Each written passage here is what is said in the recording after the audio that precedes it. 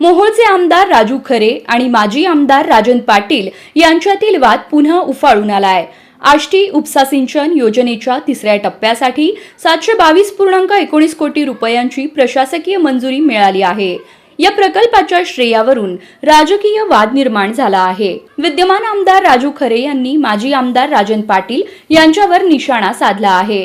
या प्रकल्पासाठी निधी मिळवण्यासाठी आपण उपमुख्यमंत्री अजित पवार आणि जलसंपदा मंत्री राधाकृष्ण विखे पाटील यांच्याकडे वारंवार पाठपुरावा केला। निधी मिळवण्यासाठी 10 वेळा बैठक घेतल्या। आता माजी आमदारांनी श्रेय घेण्याचा प्रयत्न करू नये अशी टीका खरे यांनी केली। या टीकेला राजन पाटलांनी प्रत्युत्तर दिलं आहे। माझ्या घरी राजकीय वारसा आहे। मी श्रेय घेण्यासाठी कधीही काम करत नाही ना त्यावरून मत मागतो। जर तुम्ही आष्टी उपसा सिंचन योजनेसाठी प्रयत्न केले असतील तर तुमचे आभारच, पण मग शिरापूर उपसा सिंचन योजनेसाठी का निधी मिळाला नाही याचा खुलासाही विद्यमान आमदारांनी करावा असं राजन पाटलांनी म्हटलं आहे।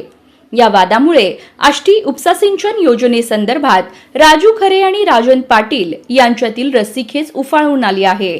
आगामी काळात या वादाला कोणतं नवं वळण मिळतं हे पाहणं उत्सुकतेचं ठरणार आहे।